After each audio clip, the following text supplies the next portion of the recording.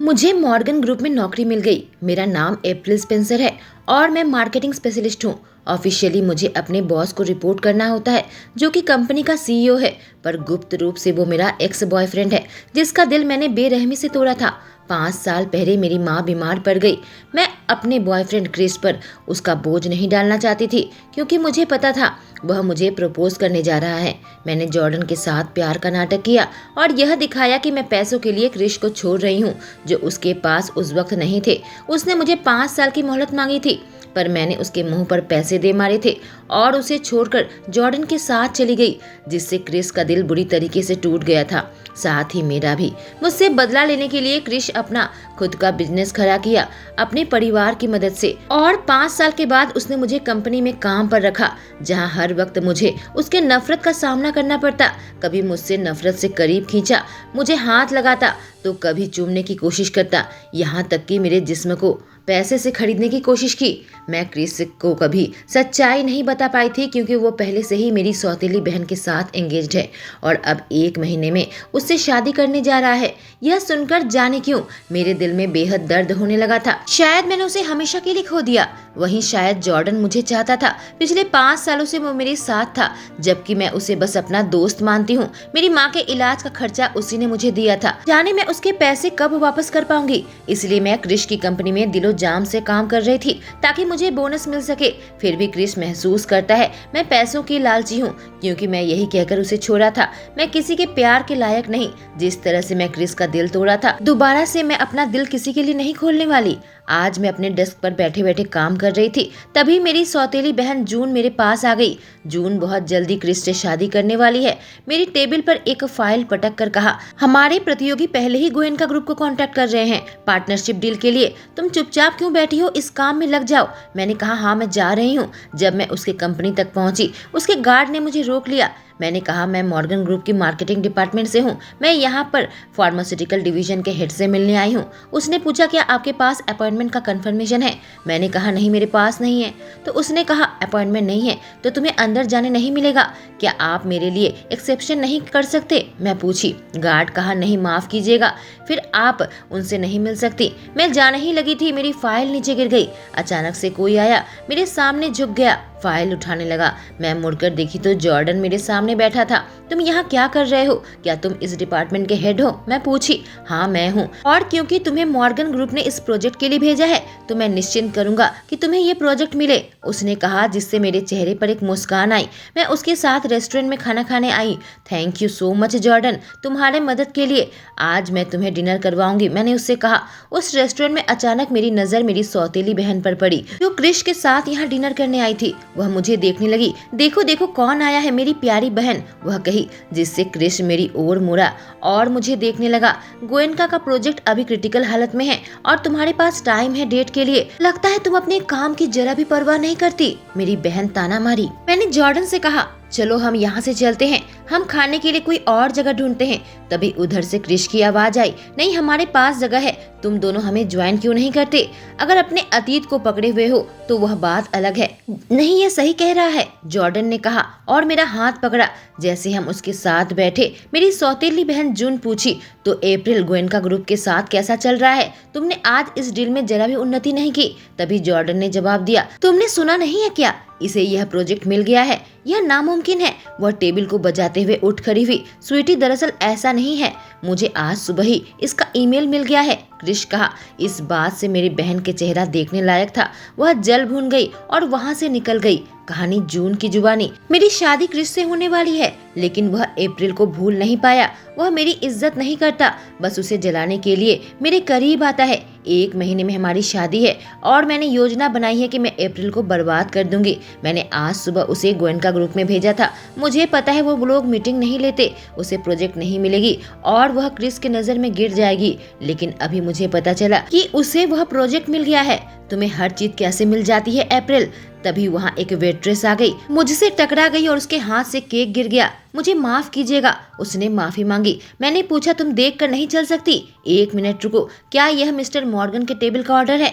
वह कही, हाँ, मैं उनसे माफी मांग लूंगी। मैं दोबारा से केक लेकर आती हूँ। मैं मन ही मन सोचने लगी कि मेरी बहन को बादाम से एलर्जी है, कोई दिक्कत नहीं है। मैंने उससे कहा, दरअसल क्या तुम दोबारा इसे बना सकती हो और इसमें पीनट बटर डाल देना। मैं उससे कही, मिस्टर मॉर्गन को चॉकलेट और पीनट बटर बहुत पसंद है। मैंने कहा। उसने कहा, मुझे नहीं लगता मैं कर पाऊंगी। मैंने पैसे निकाल कर कहा, बस इसे कर दो। हा हा, अब मेरी बहन मेरी रास्ते का कांटा नहीं बन पाएगी। बेचारी अप्रैल। कहानी अप्रैल की जुबानी। हम चारों यहाँ बैठे हुए थे, तभी वेट्रेस केक लेकर आई। जॉर्डन ने कहा, तुम्हारे गोयनका प्रोजेक्ट की सफलता के लिए मैं यह केक मंगवाया हूँ। मैं उसका शुक्रिया अदा किया।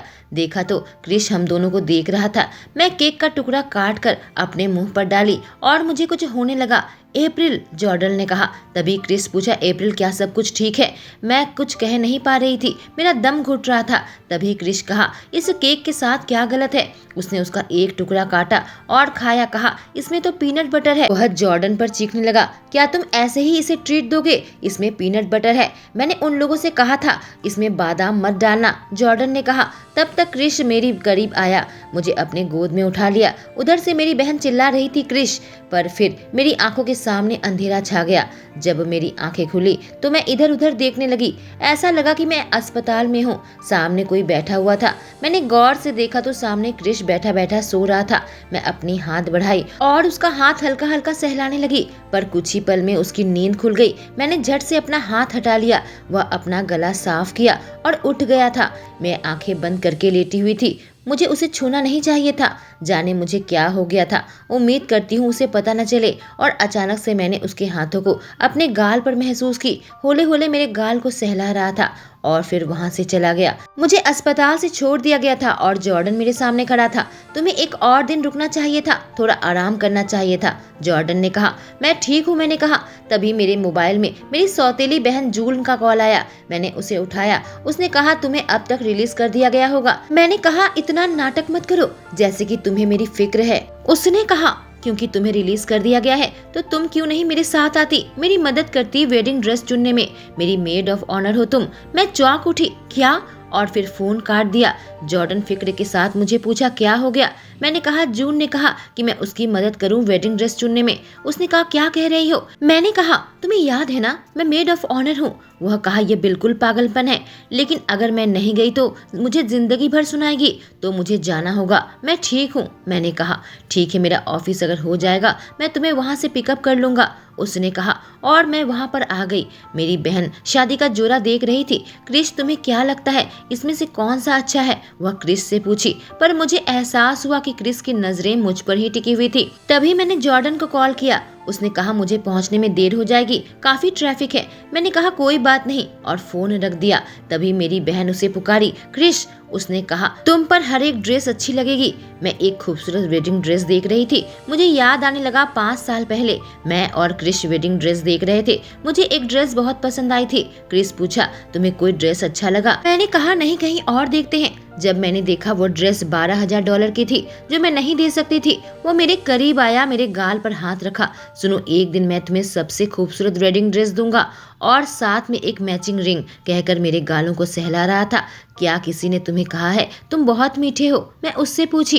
नहीं, किसी ने नहीं कहा, क्योंकि मैं सिर्फ तुम्हारे लिए मीठा हूँ, उसने कहा। आज मैं इस खूबसूरत सी वेडिंग ड्रेस में अपनी उंगली चला रहा था। अचानक से क्रिस मेरे पास आ गया, मेरे हाथों को झटक दिया। तुम इस ड्रेस के लायक नहीं हो, उसने उपहास किया। मुझे नहीं चाहिए, मैं उसकी आंखों में देखकर अभिमान करते हुए कही। जब वही नहीं है तो वेडिंग ड्रेस लेकर क्या करूंगी? मेरे आंखों में आंसू आने लगे थे कि मेरा प्यार किसी और का होने जा रहा है।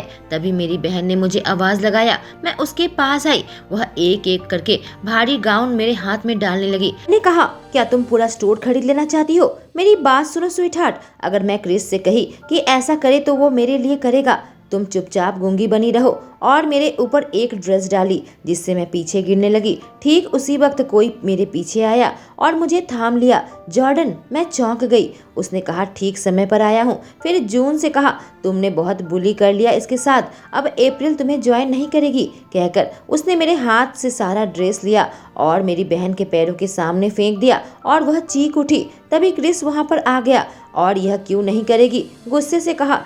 क्योंकि हमें अपनी शादी की प्लानिंग करनी है। यह सुनकर क्रिस चौंक गया और मैं भी जॉर्डन को सदमे से देख रही थी। क्या तुम दोनों? क्रिस ने कहा। उसने बीच में काटा। हम दोनों एंगेज्ड? हाँ जरूर। यह मत कहो कि किसी ने तुम्हें नहीं बताया। जॉर्डन ने ताना मारा और क्रिस का चेहरा उतर गया। जॉर्डन मेरे बाहों को थाम लिया और स्टोर की लेडी से कहा, एक्सक्यूज मी, मेरी मंगेतर सबसे खूबसूरत नेकलेस ट्राई करना चाहती है। तभी वह लेडी एक नेकलेस लेकर आई। क्रिस का चेहरा देखने लायक था। मेरी बहन कहने लगी, मैं भी यही चाहती थी। जॉर्डन देखकर कहा, यह बहुत ही गॉर्जियस है। मुझसे पूछा, क्या तुम्हें पसंद है? मैं अपना सर हिलाई। एकदम परफेक्ट, उसने कहा। हम लोग ये लेंगे, उस लेडी से कहा। उसने खुद वह नेकलेस मेरे गले में पहनाया और मेरी कान के पास आकर फुसफुसाया, बस एक्टिंग करती रहो। हाँ, तुम्हारे चेहरे में खुशी आएगी। तुम्हारी माँ अच्छा जवाब दे रही है। अगर तुम चाहो तो आज रात उससे मिल सकती हो, उसने कहा और मैं खुशी से चहक उठी। क्या सच में? यह मेरे लिए बहुत मायने रखता है। थैंक यू, मैं उसका हाथ पकड़कर कही। कहानी क्रिश की जुबानी। आज मैं यहाँ पर आया हुआ था। मेरी होने वाली मंगेतर जून अपना वेडिंग ड्रेस देखने वाली थी, पर मुझे जून में जरा भी दिलचस्पी नहीं। मेरे दिल में बस एक ही शख्स है, अप्रैल। अप्रैल अस्पताल से रिलीज होकर यहाँ आई थी। मैं जून को बहुत डांट लगाई कि वह अगर दोबारा अप्रैल को नुकसान पहुंचाने की कोशिश की तो मैं उसकी जिंदगी को खुद जहन्नम बना दूंगा। मुझे पता है, पीनट बटर वाला हादसा जो अप्रैल के साथ हुआ था, इसमें पक्का उसी का हाथ है। यहाँ उसे जॉर्डन के साथ देखकर मेरा दिल जलने लगा। अप्रैल ने मुझे ठुकराया। मेरा प्यार उसके लिए कोई मायने नहीं रखता। जब भी मैं उसके करीब जाता हूँ वह मुझे दूर धक्का देती है। वहीं जॉर्डन उसके लिए एक नेकलेस खरीदकर उसे के गले में पहनाया। मेरा दिल दुखने लगा जब अप्रैल के चेहरे पर खुशी देखी, जो मेरी वजह से नहीं बल्कि जॉर्डन की वजह से था। मैं हंसकर उपहास किया, सच में तुम बहुत जल्दी ही खुश हो जाती हो। एक साधारण से नेकलेस देखकर तुम इतनी चहक रही हो। हा हा। उधर जॉर्डन ने कहा, मुझे तुम्हारे बारे में नहीं पता, पर मैं कुछ भी इसके लिए कर सकता हूँ जो इसे खुश रखे। और तुम्हें एक सलाह, जो दे नहीं सकता उसको सब चीज कड़वी लगती है, जॉर्डन ने मुझे सुनाया। जॉर्डन उसे वेडिंग ड्रेस दिखा रहा था। अप्रैल ने पूछा, क्या तुम्हें कुछ पसंद आया? उसने कहा, नहीं आया। कोई बात नहीं, जब तक तुम्हारा परफेक्ट ड्रेस नहीं मिल जाता हम ढूंढते रहेंगे। जब बात चल ही रही है तो बताओ तुम्हारा परफेक्ट ड्रेस क्या है? वह पूछा। अप्रैल ने कहा, मैं ऐसा ड्रेस चाहती हूँ जिसमें डायमंड लगे हुए हों, ऐसा लगे कि आसमान का तारा हो। मैं उसकी बात सुन रहा था और अपने ख्यालों में खोया हुआ था। तभी मेरे सामने जून चिल्लाई, क्रिश मैं अभी यहाँ पर हूँ। जब देखी मैं कब से अप्रैल को घूरे जा रहा था। मैं मन ही मन सोचने लगा, यही चीज एक बार वह मुझसे कही थी। जून गुस्से से वहां निकलने लगी। तभी स्टोर में एक डाकू आ गया। उसके गले पर हाथ रखा। हे मैं चिल्लाने लगा। डाकू ने कहा, कोई भी नहीं हिलेगा। मैं, जॉर्डन और अप्रैल हाथ खड़े कर लिए क्योंकि जून उसके गिरफ्त में थी। अपनी बंदूक निकालकर स्टोर की लड़की से कहा, जितने भी पैसे हैं इस बैग में रखो। उधर से जून कही, प्लीज मुझे चोट मत पहुंचाओ। वह लड़की जो गुलाबी ड्रेस पहनी है उसके गले में एक बहुत महंगी हार है। वह डाकू अप्रैल से कहा, तुम अपने गले का हार निकालो और यहाँ पर आओ। मैं चिल्लाने लगा, अप्रैल तुम वहाँ पर नहीं जाओगी, बस इसे खोलकर उसकी ओर फेंक दो। वह डाकू चिल्लाने लगा। अप्रैल अपना नेकलेस निकाल रही थी। अप्रैल तुम नहीं जाओगी, मैं चीख रहा था। मैं उसका रास्ता रोक रहा था पर वह नहीं सुनी, वह चली गई। वह डाकू जून को बाहर धकेला और अप्रैल को अपने पास खींचा। इस भाग दौड़ में उसकी बंदूक से गोली चल गई और गोली अप्रैल को लग गई। डाकू डर के मारे वहां से भाग गया। मैं दौड़कर अप्रैल के पास आया, उसे गोद में उठाया। तुम ठीक हो, तुम ठीक हो? बिल्कुल बौखला गया। उसके पेट से खून निकल रहा था। मैं इसे खो नहीं सकता। जॉर्डन ने कहा, एम्बुलेंस बुलाता हूँ। मैंने कहा, इसका टाइम नहीं है, मैं ड्राइव करूंगा, चलो जल्दी। अप्रैल तुम ठीक हो? मैं जल्दी से उसे अस्पताल लेकर आया। उसका ऑपरेशन चलने लगा। मैं परेशान होकर इधर उधर टहल रहा था। मुझे नहीं मालूम उसे कुछ हो जाए तो मैं क्या करूंगा। तभी डॉक्टर बाहर आए। जॉर्डन ने पूछा, वह कैसी है? डॉक्टर ने कहा, हमने गोली निकाल दी है पर उसका बहुत खून बह गया है, हमें ब्लड डोनेशन की जरूरत है। मैंने कहा, मैं ब्लड डोनेट करने के लिए तैयार हूँ, हमारा एक ही ब्लड ग्रुप है, ओ नेगेटिव। डॉक्टर ने कहा, बहुत अच्छी बात है, मेरे साथ आओ। मैं जाने लगा तो उधर से जून चीखी, तुम उसे अपना खून दोगे? जॉर्डन बड़बड़ाया, यह अब भी उससे प्यार करता है पर मैं अप्रैल को इसका नहीं होने दूंगा। मैंने सब सुनकर भी अनदेखा किया। मुझे मेरी अप्रैल की फिक्र थी और दुनिया का कुछ मायने नहीं रखता। उसे बचाने के लिए मैं कुछ भी कर सकता हूँ। मैं अपने खून का आखिरी बूंद तक डोनेट कर सकता हूँ उसके लिए, अगर इससे उसकी जान बच पाती तो। जब मेरी आंख खुली तो मैं हैरत में था। मेरा सलाइन चल रहा था। मेरे सामने जून खड़ी थी। मैंने पूछा, क्या हुआ है? तुम बेहोश हो गए थे ब्लड डोनेट करते हुए। जून ने मुझे बताया, डॉक्टर ने तुम्हें आराम करने को कहा है। मैं उठकर बैठ गया। अप्रैल कहाँ है? मैं पूछा। वह ठीक है, तुम उसकी परवाह क्यों करते हो? वो गुस्से से कही, क्योंकि मुझे उसे ढूंढना होगा। मैंने जवाब दिया और वहां से उठकर उसे ढूंढने निकला। जब मैं उसके कमरे के बाहर पहुंचा, कांच की खिड़की से देखा जॉर्डन उसके पास बैठा हुआ था। बड़े प्यार से उसे खाना खिला रहा था। वह उसका ध्यान रख रहा था, उसके गालों को सहला रहा था। दरवाजे की हैंडल पर जो मैंने हाथ रखे थे वह ढीले पड़ गए। मैंने उसे छोड़ दिया और तभी वहां जून आ गई। झांक कर देखी, तुम यहाँ क्या कर रहे हो? मैं चीखा। देखो उसे कितनी अकृतज्ञ है। तुमने अभी उसकी जान बचाई है पर वह तुम्हारी परवाह नहीं करती। वह बस फ्लर्ट करने में बिजी है। मैं जून को दीवार की ओर धक्का मारा। तुम यह मत समझना, दुकान में तुमने जो चालाकी की मैं उसे नहीं देखा। उसके साथ कैसा बर्ताव करना है इसका फैसला मैं लूंगा। तुम नहीं समझ गई। और जैसे ही तुम अपने ऑफिस में वापस जाओगी अपना डेस्क खाली कर देना, मैंने कहा। उसने कहा, तुम मुझे काम से निकाल रहे हो? मुझे दोबारा ये कहने पर मजबूर मत करो, मैं उसे धमकी दिया। कहानी जून की जुबानी। आज अप्रैल के लिए कृष्ण ने मुझे नौकरी से निकाल दिया। क्यों वह उससे उभर नहीं पाता? मैं गुस्से से बड़बड़ाते हुए अपना सामान डेस्क में साफ कर रही थी। तभी कमरे के अंदर कोई आ गई।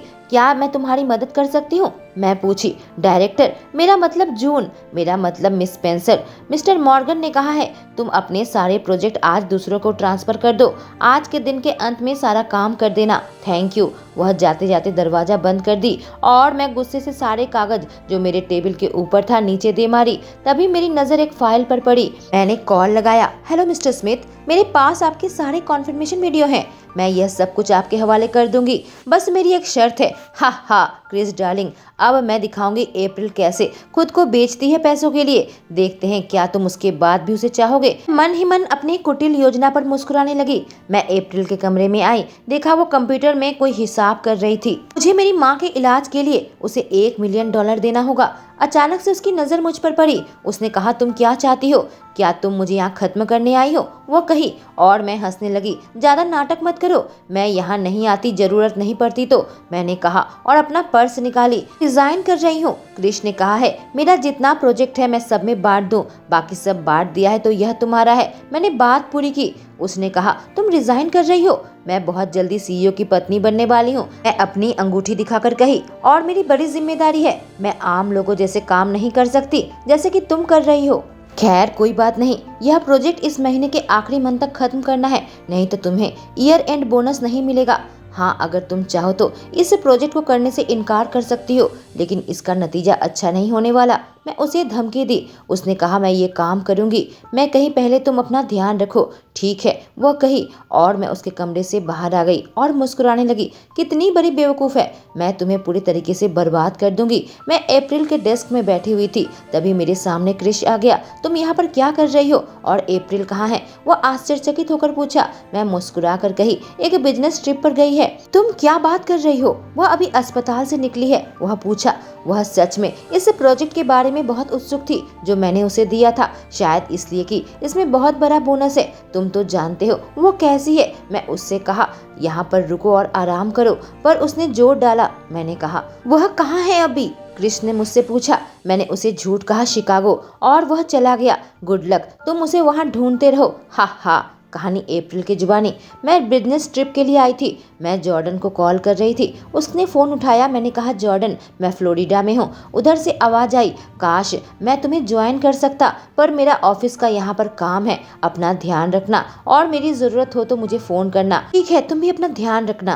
कहते हुए मैंने अपना फ़ोन काट दिया। उधर से एक आदमी मदद के लिए हेल्प हेल्प चिल्ला रहा था। जब मैं वहाँ गई देखा एक बूढ़ा आदमी बेहोशी की हालत में नीचे गिरा हुआ था। मैंने इमरजेंसी नंबर में कॉन्टैक्ट किया। उन्हें बताया कि एक बूढ़ा आदमी बेहोश पड़ा हुआ है। चेक करके कहा नहीं, वो सांस नहीं ले रहा। उन्होंने मुझे सीपीआर देने को कहा। मैंने कहा हाँ मुझे पता है, मैं करती रहूंगी जब तक आप लोग नहीं आ जाते। और फिर मैं उस बूढ़े इंसान को सीपीआर देने लगी। सीपीआर देते हुए अचानक से वो बूढ़ा आदमी होश में आ गया। उस बूढ़े आदमी को लेकर मैं अस्पताल में आ गई। सोफे में बैठी बैठी मैं सो रही थी, तभी नर्स आ गई। नर्स ने मुझे कहा लड़की तुम बहुत ज्यादा कर रही हो, अभी एक चोट से नहीं उभरी। फिर उस बूढ़े से पूछी आप कैसे हैं वाल्टर? अभी मैं ठीक हूँ, थैंक यू, बूढ़ा आदमी कहा। फिर मुझसे कहा लड़की तुम्हें खुद ही चोट लगी है और तुम मेरी मदद कर रही हो। मुझे नहीं पता मैं तुम्हें कैसे शुक्रिया अदा करूं। मैंने कहा इस बारे में फिक्र मत कीजिए, मैं बस यहाँ मदद के लिए आई हूँ। उसने पूछा तुम बहुत अच्छा फर्स्ट एड देती हो, यह कैसे? क्या तुम डॉक्टर हो? नहीं नहीं, मेरी माँ लंबे समय से ठीक नहीं है तो मैं बेसिक फर्स्ट एड सीखा है, मैंने उन्हें जवाब दिया। हमारी माँ बहुत खुशकिस्मत है, उस बूढ़े इंसान ने कहा। तभी उसका आदमी आया और मैं वहाँ से निकल गई। कहानी क्रिश की जुबानी। मैं ऑफिस में बैठे बैठे काम कर रहा था, तभी मेरा फोन बजने लगा। देखा तो मेरे दादाजी का फोन था। मैंने उठाया। उन्होंने कहा तुम्हारी आवाज सुनकर बहुत अच्छा लगा क्रिश, लगभग मौत के मुंह में पहुंच गया था, तुम्हें मुझसे और ज्यादा मिलने आना चाहिए। क्या? मैं कहा मैं अपने दादाजी से मिलने फ्लोरिडा चला गया। दादाजी मुझे लगता है आपको और समय अस्पताल में रहना चाहिए था, आप जल्दी क्यों आ गए? ऐसी कोई बात नहीं है, मैं सिर्फ गर्मी की वजह से बेहोश हुआ था, दादाजी ने कहा। तो फिर आपने मुझे इतनी दूर से क्यों बुलाया? मैं पूछा।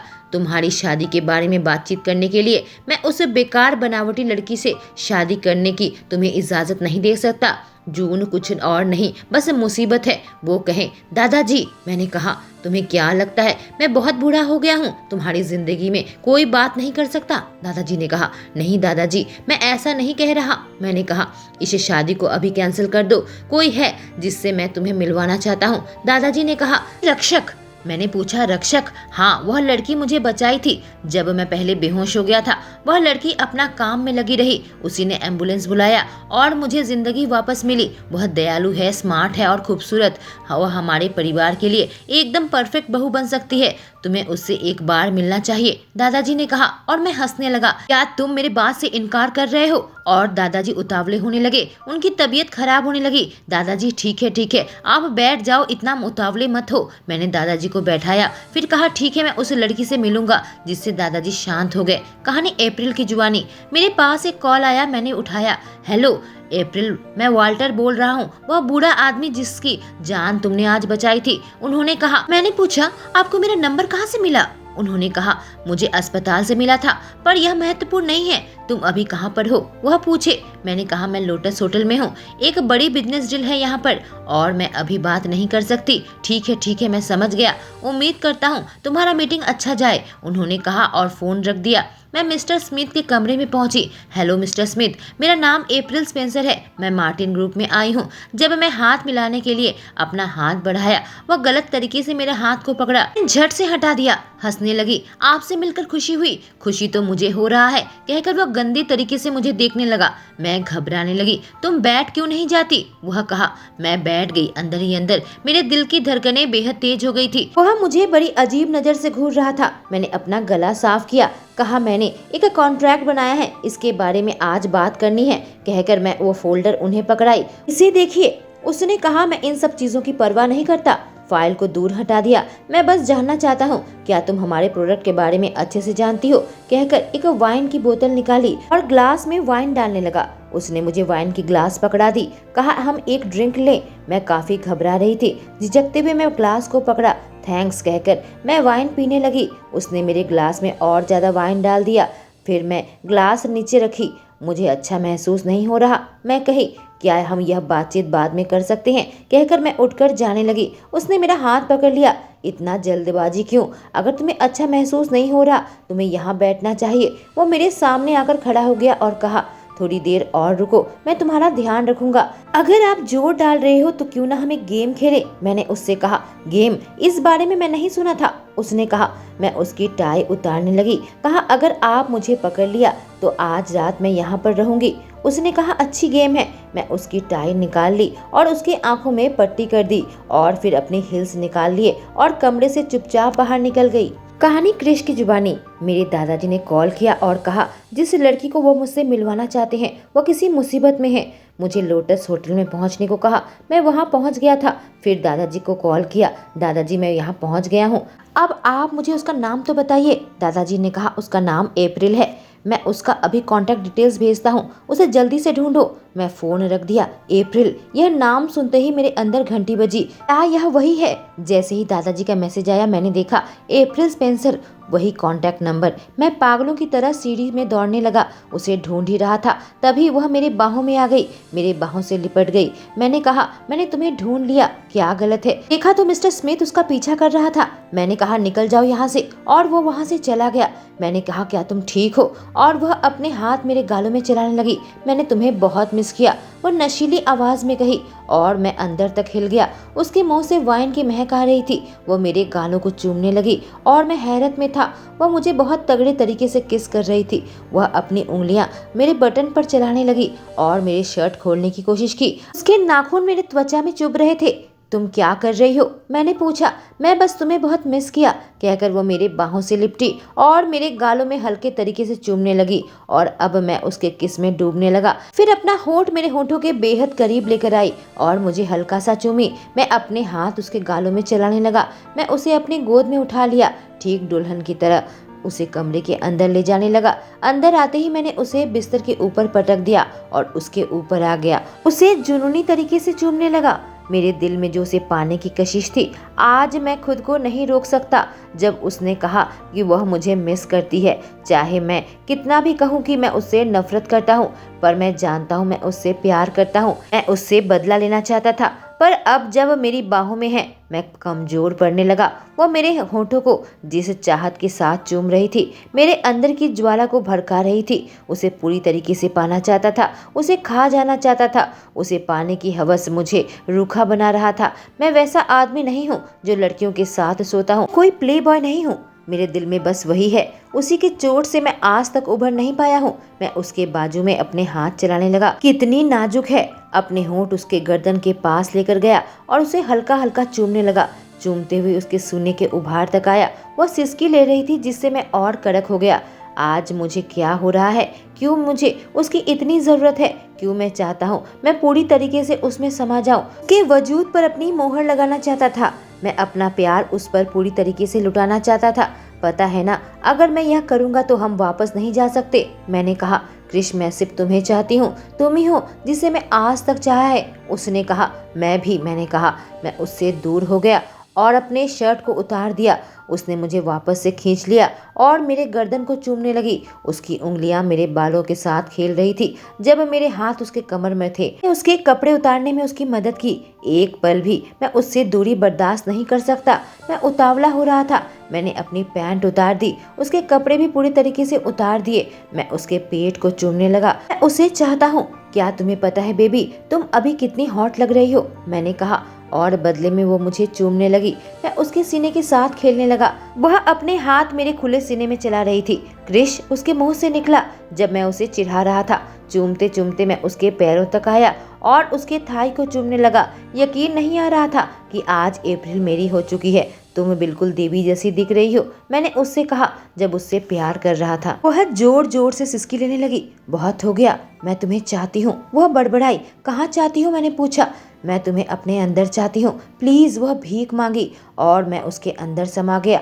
उसने अपने पैरों को मोड़ लिए थे। हमारे शरीर गर्मी पैदा कर रहे थे और पूरे कमरे में सिसकी की आवाज गूंज रही थी। अचानक से वह एकदम टूट कर बिखर गई और मैं भी। हमारे बीच में जो दीवार थी वह अब टूट चुकी थी। हम एक हो चुके थे। मैंने उसके माथे को चूमा। हम गहरी नींद की आगोश में समा गए। कहानी अप्रैल की जुबानी। सुबह मैंने अपनी पलकें झपकी। जब आंख खोली तो सबसे पहले मुझे एक अनजाना सीलिंग नजर आया। मेरे सर में बेहद दर्द हो रहा था। यह मैं कहाँ पर हूँ? अचानक से एहसास हुआ कवर के अंदर मेरे कपड़े नहीं थे। इस एहसास से मेरा दिल तेजी से धड़कने लगा। अचानक मेरे बगल में मुझे एक हाथ नजर आया और मेरी जान गले पर अटक गई। आखिर मेरे साथ कौन है? मुझे रात की बात ठीक से याद क्यों नहीं? जैसे ही मैंने देखा मेरे बगल में कृष सो रहा है, मुझे राहत मिली। शुक्र है भगवान का कि तुम हो। मैं अपने हाथ प्यार से उसके गाल में चलाने लगी। अचानक से उसकी नींद खुल गई। तुम, मेरे मुंह से निकला। वह जब मुझे देखा उसके होंठों पर एक बहुत प्यारी सी मुस्कान आई। अपना हाथ मेरे करीब लाया और मेरे खुले बाजू में चलाने लगा और फिर उसके होंठ मेरे होंठों पर रख दिए और मुझे चूमने लगा। तभी दरवाजे से आवाज आई, हम चौंक उठे। सामने वह बूढ़ा इंसान खड़ा था जिसकी जिंदगी मैंने बचाई थी। क्रिश बोल पड़ा, दादाजी, क्या यह तुम्हारे दादाजी हैं? मैं चौंक कर कही, हाँ यह बिल्कुल सही है। दादाजी ने कहा, सबसे पहले तुम लोग कपड़े पहन लो, उसके बाद हम डिस्कस करेंगे कि आगे क्या करना है। दादाजी पीछे मुड़ गए। कपड़े पहनने के बाद क्रिश पूछा, दादाजी आप यहाँ पर क्यों आए हो? ताकि तुम्हारे लिए दुल्हन चुन सकूं। और क्या? उनकी बात सुनकर मैं चौंक गई। दादाजी शायद आपको कोई गलतफहमी हो रही है, हमारे बीच में ऐसा कुछ भी नहीं। दादाजी ने मुझे उंगली दिखाकर खामोश किया, कुछ मत कहो, मुझे पता है तुम दोनों कॉलेज के दिनों से एक दूसरे से प्यार करते थे। भले ही तुम दोनों जुदा हो गए थे, लेकिन फिर भी तुम दोनों ने एक दूसरे को ढूंढ निकाला। और अब जब तुम दोनों ने सुलह कर ली है तो मैं तुम दोनों की बहुत धूमधाम से शादी करवाऊंगा। यह सुनते ही मेरी आंखें बड़ी बड़ी हो गई। दादाजी, क्या आप मेरे स्टूडियो के अंदर घुस गए थे? क्रिस कहा, तुम बिल्कुल अकृतज्ञ लड़के हो, मैं बस तुम्हारी फिक्र कर रहा था। दादाजी ने क्रिस से कहा। मैंने कहा, सर यह बस एक दुर्घटना है। क्रिस मेरी सौतेली बहन के साथ सगाई कर चुका है। वह इतना जरूरी नहीं है, मैं बस इतना चाहता हूँ कि तुम मेरे पोते से शादी करोगी, दादाजी ने ऐलान किया। क्रिस पूछा, दादाजी आपकी क्या योजना है? दादाजी ने कहा, मेरे असिस्टेंट अब तक मीडिया से कांटेक्ट कर चुका है, पूरा शहर जानता है कि मॉर्गन ग्रुप का उत्तराधिकारी अप्रैल से शादी करने जा रहा है। हम दोनों आश्चर्यचकित हो गए। क्रिस ने मेरी ओर देखा, एक साथ हमने कहा, क्या? कहानी जून की जुबानी। मैंने मिस्टर स्मिथ से कहा था अप्रैल के घोटाले को मीडिया में लीक कर दे, अब तक तो वह हेडलाइन बना रही होगी। मैं इसे देखने का इंतजार नहीं कर सकती। मैंने अपनी टैब निकाली और न्यूज लगा दी। Breaking news, Chris Morgan group का उत्तराधिकारी अप्रैल स्पेंसर से 7 दिनों के अंदर शादी करने जा रहा है, स्पेंसर ग्रुप की बड़ी बेटी से। क्या? न्यूज सुनकर मैं चीखी। सूत्रों से पता चला है कि वो दोनों कॉलेज के प्रेमी हैं। हाल ही स्पेंसर परिवार अप्रैल से सारे रिश्ते तोड़ दिया है और वह देश छोड़कर चली गई थी। उसके बावजूद भी क्रिश ने कहा है कि वह उससे शादी करेगा। मैंने गुस्से से फोन उठाया और मिस्टर स्मिथ को कॉल किया। जो योजना मैंने बनाई थी वो टूटती हुई नजर आ रही थी। उसने उठाया, मैं चीखने लगी। मैंने तुमसे कहा था कि तुम्हें अप्रैल के साथ सोना है, तो तुमने क्या किया? और यह खबर क्यों दिखा रहे हैं कि अप्रैल और क्रिस की शादी होने वाली है? कल रात क्रिश आया था और उसने अप्रैल को बचा लिया। मेरे हाथ बंधे हुए थे। उसने कहा, बेकार के आदमी। मैं चीखी, मैं तुम्हारी घटिया वीडियो को लीक कर दूंगी और तुम जेल में सड़ोगे, मैंने कहा और फोन रख दिया। बिल्कुल बौखला गई थी, घर के सामान तोड़ने लगी। अप्रैल, क्यों? तुम मुझसे सब कुछ छीन लेती हो, सब कुछ। मैं अपने हाथ सर पर रखकर रोने लगी। उन दोनों को एक नहीं होने दे सकती। क्रिस मेरा है, सिर्फ मेरा, और मैं उसे हासिल करके रहूंगी। दोस्तों, इस कहानी का अंत जानने के लिए कल का आखिरी एपिसोड जरूर सुने। इसका पहला एपिसोड मैं कमेंट सेक्शन में पिन कर दूंगी। मैं आशा करती हूँ आपको ये कहानी पसंद आई होगी। Thank you.